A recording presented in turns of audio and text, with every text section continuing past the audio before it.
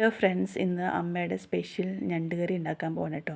Pan ചൂടായി വരുമ്പോൾ അതിലേക്ക് എണ്ണ ഒഴിച്ച് കൊടുക്കുക, കടുക്, ഉലുവ ആവശ്യത്തിന് ചേർക്കുക. അതിനുശേഷം സവോളയും ഇഞ്ചിയും വെളുത്തുള്ളിയും പച്ചമുളകും അരിഞ്ഞിട്ടിട്ട് അതിലേക്ക് ചേർത്ത് കൊടുക്കുക. നന്നായിട്ട് ഇളക്കി യോജിക്കുക. പിന്നെ മസാല തയ്യാറാക്കണം. അതിന് വേണ്ടിയിട്ട് നാളികേരം ഒന്ന് വറുത്തെടുത്തിട്ട് മഞ്ഞൾപ്പൊടിയും മുളക് പൊടിയും മല്ലിപ്പൊടിയും കുറച്ച് ഗരം മസാല ഒന്ന് മൂപ്പിച്ചെടുത്തിട്ട് നന്നായിട്ട് കുഴമ്പ് പോലെ അരച്ചെടുക്കുക.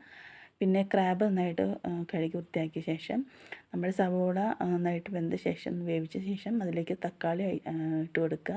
പിന്നെ നമ്മൾ ക്രാബ് കഴുകി വൃത്തിയാക്കിയ ക്രാബ് അതിലേക്ക് ഇട്ട് കൊടുക്കുക. നന്നായിട്ടൊന്ന് ഇളക്കി യോജിപ്പിക്കുക. വല്ലാണ്ട് ഇളക്കണ്ട, ഉടഞ്ഞു പോവും ചിലപ്പോൾ. കുഞ്ഞ് ഞണ്ടായതുകൊണ്ടാണ് കേട്ടോ. അപ്പോൾ നന്നായിട്ട് ഇളക്കി വെച്ച ശേഷം നമ്മുടെ മസാല പേസ്റ്റ് അതിലേക്ക് ഇട്ട് കൊടുക്കുക. കുറച്ചും കൂടി വെള്ളം ഒഴിച്ച് നന്നായിട്ടൊന്ന് വേവിച്ചെടുക്കുക.